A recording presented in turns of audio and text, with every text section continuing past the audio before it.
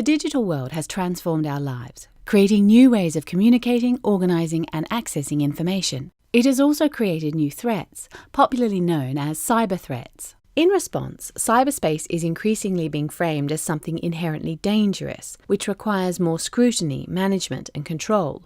In this video, we'll explore why this framing is itself a threat to both human rights and the security of the digital environment. By the end, you'll understand the dominant ways threats in cyberspace are being framed, why this framing can be problematic, and how to get involved in these debates. In 2016, US Director of National Intelligence James Clapper delivered a talk to a naval academy. In his speech, he said, "The cyber threat is here. It's upon us now, and we need the people here today to help us defend our systems and our nation." This statement neatly captures the two dominant perspectives on threats in cyberspace.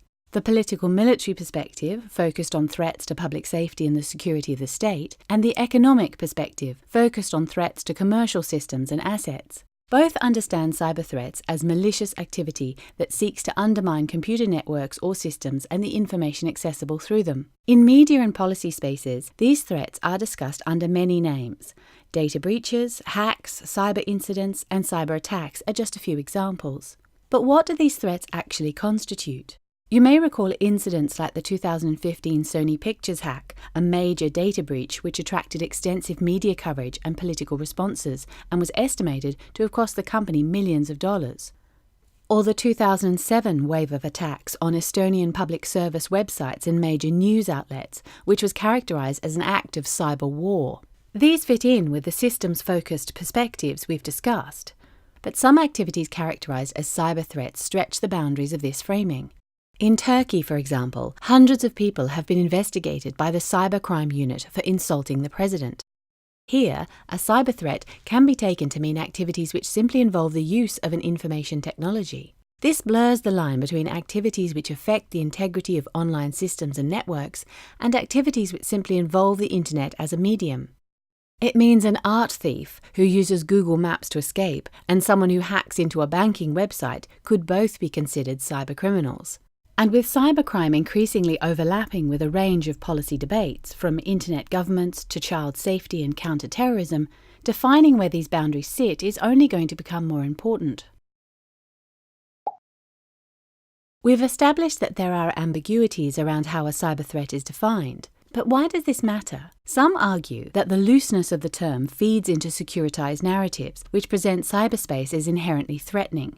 This can then justify disproportionate measures which undermine human rights. In other words, when everything is deemed a potential cyber threat, proportionality and due process can often be forgotten. Let's be clear, there are real threats in cyberspace, and unless we're protected against them, our everyday lives will suffer. Major public services and businesses now depend on the security of networks and systems. And without proper measures in place, the huge amounts of sensitive information we share about ourselves, like our sexual orientation, political activity, or location, is vulnerable to misuse. But a securitized reading of cyber threats can create new threats for both people and systems. For example, a ban on encryption in the name of terrorism and cybercrime doesn't just damage human rights like privacy and freedom of expression, it weakens security too by creating more vulnerabilities in systems. A backdoor, after all, is a backdoor to anyone, whether that's a policeman or a criminal. So many of our rights depend on our networked information infrastructure. It's what enables us to communicate, organize, associate, create, and distribute content. If we want to retain these benefits, we need to fight for a more balanced understanding of cyberspace and the things which threaten it. Without considering rights, there can be no real security. Threats in cyberspace are discussed in a range of forums, dealing with issues related to cybersecurity, cybercrime, and cyber warfare, among others. Apart from national cybersecurity strategies, governments are developing norms of responsible state behaviour in a number of global forums, notably the UN Group of Governmental Experts in the First Committee of the UN General Assembly.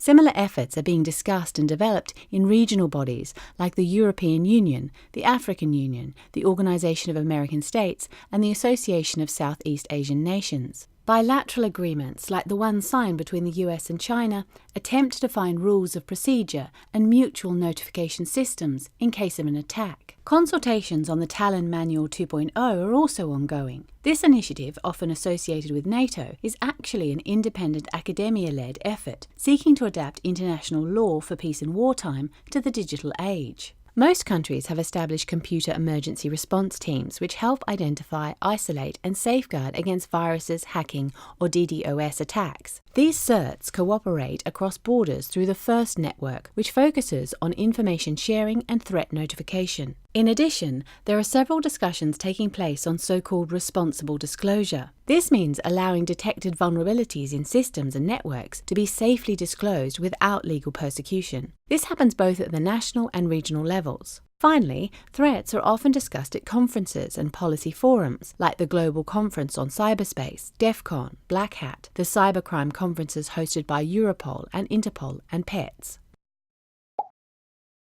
The US Personnel Department was hacked in 2015, exposing the sensitive personal information of 22 million people, including mental health records and details of drug and alcohol abuse. In both human rights and security terms, this was a catastrophe, demanding urgent action to strengthen protections. This didn't happen. Instead, the incident was framed in a securitized way, with US officials looking for states to blame and weighing options for retaliation. This prevented any real debate on an appropriate response, which might have included a discussion on whether so much data should have been collected in the first place. This is an example of what can happen when policy discussions are led by a security agenda. A narrow debate makes a constructive, holistic approach less likely.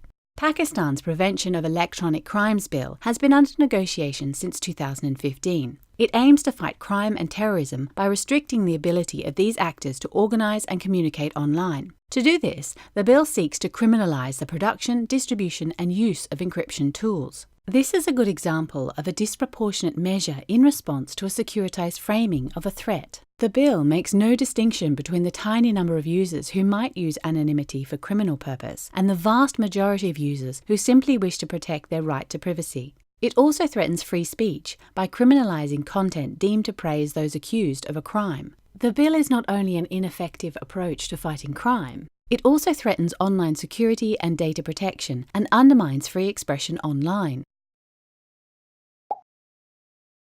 Human rights defenders can engage with these issues on several levels. As individuals, we can step up efforts to strengthen our own digital security and help raise awareness of the dangers that come with digitization. We can encourage and support businesses in bringing their internal capacities up to speed and make sure they're following human rights and data protection standards. We can intervene in the spaces where threats are discussed to make sure a more proportionate, rights-respecting definition of cyber threats takes hold. And we can push governments to put in place adequate legislation and policies which put responsible limits on the power of intelligence and law enforcement agencies.